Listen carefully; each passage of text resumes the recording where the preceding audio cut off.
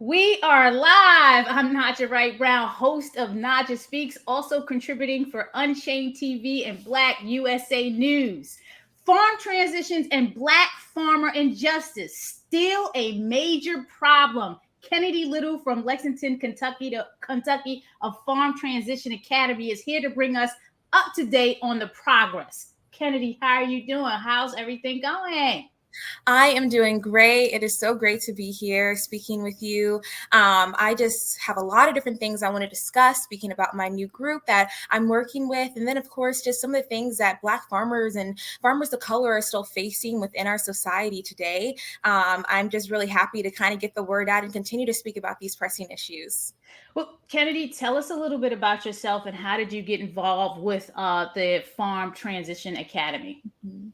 Well, I was born in Lexington, Kentucky, and there I kind of learned more about agriculture, and I kind of found that that was my passion, especially once I started high school, and just kind of seeing like and learning about the different breeds of animals and learning about plants and all those things. It really, really enthralled me, and I want to continue learning about those things. But during that same time, I was also living like a vegetarian lifestyle, and I kind of realized that a lot of the views that I had when it came to animals weren't necessarily fitting with the ag work that I was doing. So I kind of hid a lot of my love for animals and for the life of sustainability.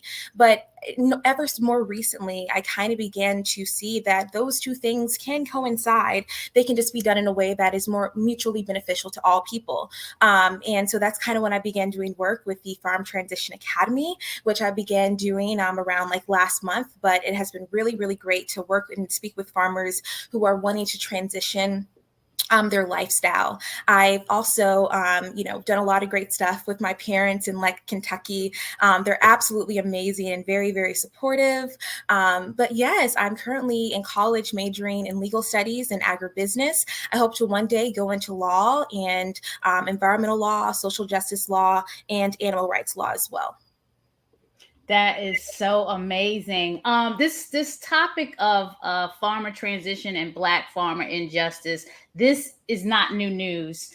You're probably the fifth, sixth, maybe seventh person that I've had on the show talking about this topic. I don't know if you know Omawale Adewale from Liberation Farm. So he just came out with a book. Veganism and globalization and agriculture. I mean, it's amazing topic and very important topic because this has been going on for years. You're talking about what less than 1% of the farms are owned by Blacks, right? Or have Right. been taken away, and there's just a lot of land that's just been stolen from Blacks. Should grassroots organizations, because we got a lot of grassroots organizations that are taking the onus. It seems like the onus is on them to make this right. What are your thoughts about that? Because I have my opinion about it. What is yours? Mhm. Well, you're completely right. A lot of these issues that are many farmers of color are facing, it's not new. But we need to continue to be speaking about these issues because it's going to be a way that we can kind of get to some sort of justice. We have to identify these issues that Black farmers are facing because we cannot begin to build and reform on an already broken system. And a lot of these issues that are facing Black farmers are so interconnected with environmental injustice, environmental racism, economic injustice, and those are all issues that we have to continue to speak about. And then also when it just comes to farm transitions, that's something that isn't too broad when we're speaking about vegan topics. It's something that needs to be spoken about more because that is a way that we can get to more food equality. And it's going to be difficult to get to those things if we are not focusing on issues that are affecting farmers of color because that is an issue within itself. So although organizations like Farm Transition Academy are attempting to make a difference, the onus should not be on us because a lot of that comes with a very big financial stake. And not all of these small organizations have that money to continue to support and build the lives of these farmers up. We have to turn to our government or other places where money is more plentiful, and where a lot of these things can continue to reimburse and help individuals within the world of agriculture, because it's not an easy job. So yeah, that's kind of like where this basis lies. And in order for us to continue to grow and make better changes, we have to understand that agriculture is a very, very important thing, but we want to get to a point where we are able to eliminate animal harm, where we are able to eliminate all harm in general, so that farmers of color are able to also transition into this road. It's going to be difficult for them to see other things as valuable and as worthy of change if they are not valued themselves.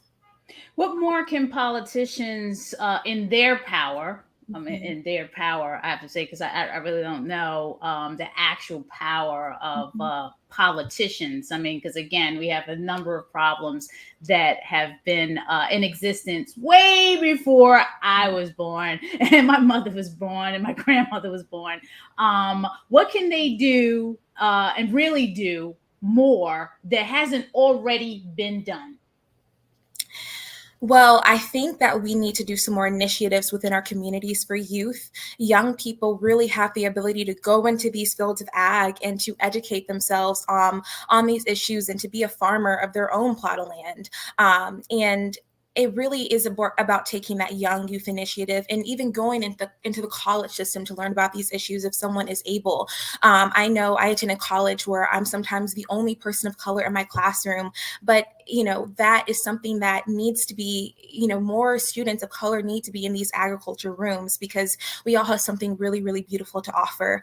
On top of that, we need to, put more of an emphasis on environmental sustainability and, of course, animal rights issues. All these things are super, super important. But of course, if we have people and farmers of color that are still being disparaged, then it's going to be hard to kind of see that issue as a whole. So it's really, really important to look into those things. It's also important that these people in power are looking more into these land grant programs that many HBCUs have. There's around 19. I know I've attended one, and it was a really, really great experience. Super, super impactful. It was at the Kentucky State University, and I can still remember going and seeing the land and learning the history, learning about all the different political figures like Martin Luther King that went to Kentucky State to kind of learn more about that ag program and then invested more money into it. So all of those things are super, super important. Learning the history. There's also a couple politicians within our Congress who are continuing to create programs for farmers of color. Cory Booker is one who is a vegan congressperson who is trying his best to create a bridge within the food disparity that we are seeing. So learning about these things and seeing kind of like where that power lies is super, super important.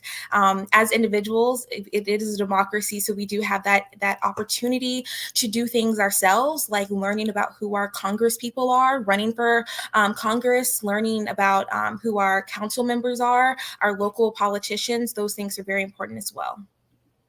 Now, initiatives, when we look at initiatives, because everything is always centered around an initiative. What initiatives do you think? What additional initiatives do you think will help with this problem? So you're talking about engaging more youth. I can tell you that this summer, my daughter spent 6 weeks in the program out in Columbia. Columbia, there is a Freetown farm on Harriet Tubman Lane where the Howard County NAACP has a garden, and then that intro to her was amazing, because she's never picked a vegetable, and she was out there picking string beans and cucumber and peppers and things like that. What are the steps, especially as a parent, as a school? Because if you come at people with all of this, it's like, oh, well, this sounds like a lot. So how do you take these steps towards an initiative, a starting initiative to get involved with something like the Farm Transition Academy? Well, I think that educating ourselves within our communities is super important. There's a lot of there's something newer that wasn't around 15 years ago, was something called Vegan Fest. And that's becoming very popular in different cities like Baltimore and Lexington and Louisville, even here in my home state. And it's like a week-long event where local restaurants that are vegan are supported. I've worked at a vegan restaurant. I still am connected and work at the restaurant, but it's called The Social Vegan in Lexington, Kentucky. And it's a Black-owned small vegan business. And we just opened up the location in Tallahassee, Florida. And what we do is we really try to supply a lot of our ingredients from local Black farmers. And that is just one thing alone that can really, really it can impact your community, and it can show that you are standing in a line of history where you really, really want change to happen. And not only are you talking it, but you're showing it as well. And there's a lot of great ways that we can showcase veganic agriculture and show that it is possible to supply vegan food to consumers and do it in a way that is as most ethical as possible. I also know you through the Friends of the Earth and the Chili on Wheels work that they're doing with the Youth Steering Committee. I'm one of the 10 members of that. And what we do is we're trying to bring plant-based milks and plant-based foods into the K through 12 school system. And working with schools is a very, very important thing. We need to educate environmental sustainability in our classrooms and in our colleges, at our HBCUs, because this is the future. And when we're speaking about young people entering into the field of agriculture, we should hopefully get to a point where just the knowledge of the correct ways to farm that is most that creates the most reciprocity to our land and to our environment, to the people, all of those things should kind of just be, they should just be known, hopefully, in the future. So that's kind of some of the ways we can try to get to that point. Excellent. Love it. Love it. Love it.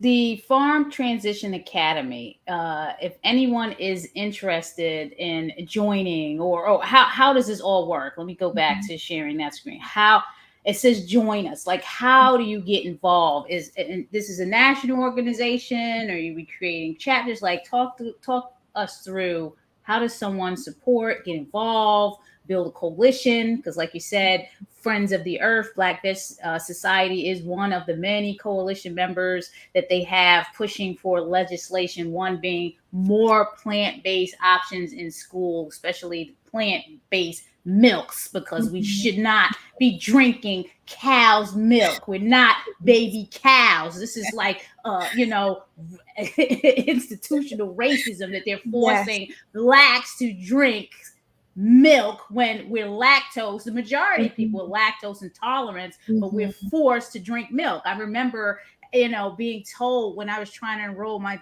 daughter into daycare, I had to get a medical note for her not to drink milk. Are you kidding me? I'm not going to go to this daycare because she doesn't have to drink cow's milk. But anyway, that's a whole nother topic. How do we support what? So Farm Transition Academy, we are a startup organization that has only been around for 3 months, and our co-founders are Mira Geyser and Tati Rain-Boppin, and we are located all around the world. Tati, she's sometimes in Kenya, she's sometimes in Germany, so she's in a lot of different places, and then I'm of course located in Kentucky, and then our other co-founder, Mira Geyser, she is located in New Jersey, and so we do a lot of virtual things, but the premise of our organization is to help animal farmers who are working within animal agriculture and to get them to see that there are alternative forms of income within plant-based agriculture. And it's not always easy because for many farmers, farming is a very oppressed job in general. Sometimes it's very, very difficult, especially for small business farmers to want to transition because it is such a risk to do so. But we want to help these farmers, and we also want to train animal advocates in farmer outreach. And so we do workshops. We've done around 3 workshops so far. We also did an event with a dairy worker turned animal activist, Cesar Alonso, who, which is so grateful. We were so fortunate to speak with him because he told us the truth about being an immigrant and working within the Canadian dairy system and how brutal it really, really is, not only for the people, but for their animals. So hearing those stories and speaking with farmers and learning how to actually speak with farmers in the community, that is exactly what we specialize in. So we try to host these workshops, and anyone is welcome to come and enter. We do take donations because it's very important for us to be able to do more outreach. And we're also working at starting different chapters at different colleges, hopefully sometime in the near future. And if anyone needs assistance, please come to our Instagram. We're working on our website, so it should be up soon. But please come to our website and send us a message and ways so we can help consult you and your business if you're looking at farm transitioning. Kennedy, if you weren't doing this work, this type of work, what would you be doing? I can probably see you doing a lot of things. And again, I'm glad that we connected with you through the youth mentee program, because now you're working with Black Fed Society on some outreach and social media. So yeah, you can talk about that and talk about if you weren't doing this particular work, what would you be doing? If I wasn't doing this, I really don't know. I feel like I'm very, very fortunate to kind of have this passion at the age of 19 because it kind of gets me already involved with a lot of different things. But if I wasn't at, wanting to speak out about these issues, I would probably be majoring in pre-vet. I would probably want to become a veterinarian, and I would probably see myself volunteering or working at different vet clinics and things like that. Animals have always been my heart, so I can't really see anything else that wouldn't really involve them. But I would probably see myself doing that, working on a farm, honestly, maybe not doing too much speaking and outreach, but working on different farms and hopefully, doing it in the most sustainable and ethical way possible. And of course, maybe going to different farms and working with animals, maybe at sanctuaries or things like that. And that's, of course, maybe some things I still want to do, but I'm really not too sure, but probably a veterinarian. Nice. I love veterinarians. Yeah, and I love pets too. I have two cats. I've had pets for forever. When I was in the housing projects, now where I'm at. So yeah, I love pets. So you got to take the pets to the vet. So it's a very important job. You talked about animal sanctuaries, and me and my daughter were out at Lancaster Farm Sanctuary a couple of weekends ago. And that was her second or third time at a farm sanctuary. And it is definitely something to take your children to see, opposed to, your standard taking them to the zoo. It's a whole different experience. So definitely parents out there, if you haven't had the opportunity to take your child to a farm sanctuary, you should. It's a whole nother experience. It's rescued animals.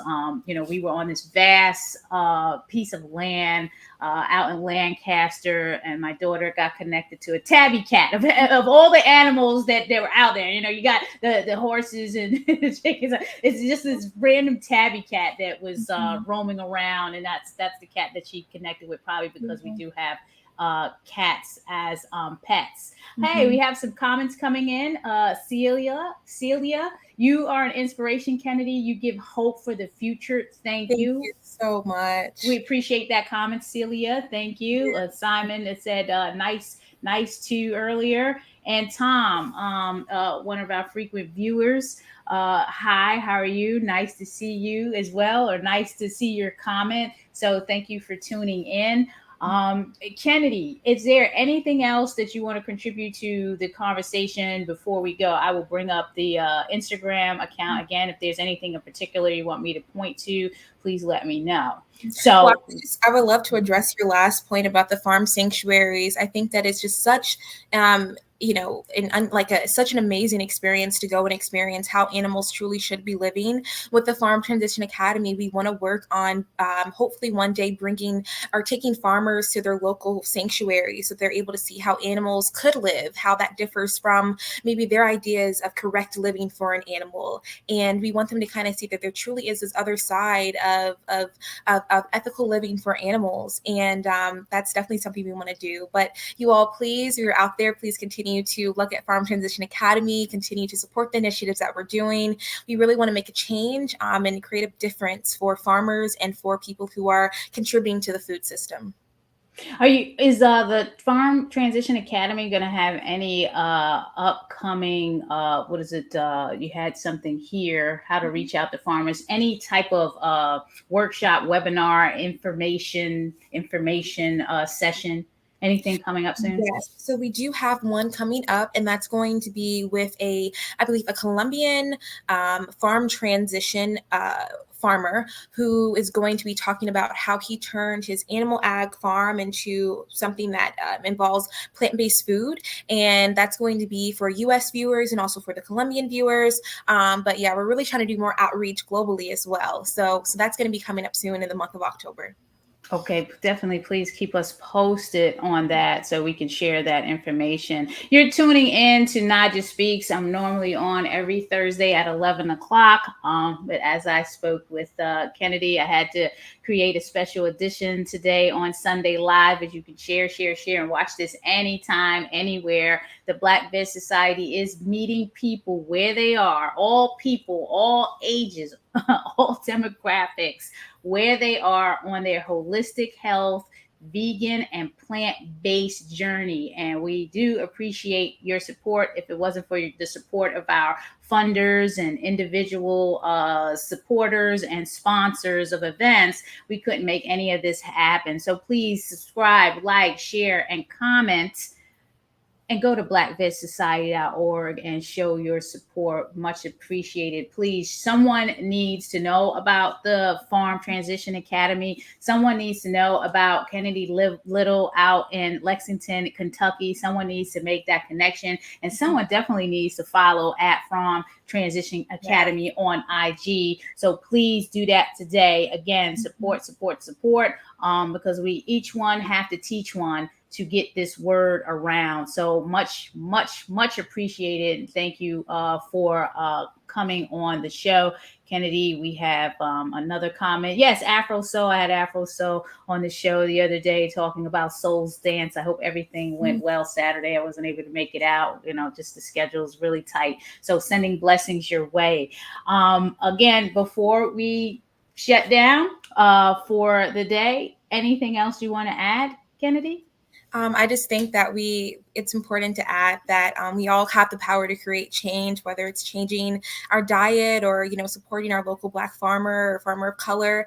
These are all issues that still need to be talked about. There's still farmers that haven't had their stories heard, that are still suffering from years of oppression. And although things are changing, we thankfully do have, bills that are being passed, reimbursements that are being owed, that are being given. Those things are really great, but there's still so much that we can do as individuals. So yes, support the Farm Transition Academy and support, farmers of color. It's also important. And thank you so much for having me. You're such an inspiration. It's so amazing to be a Black woman speaking with a Black woman about such important issues.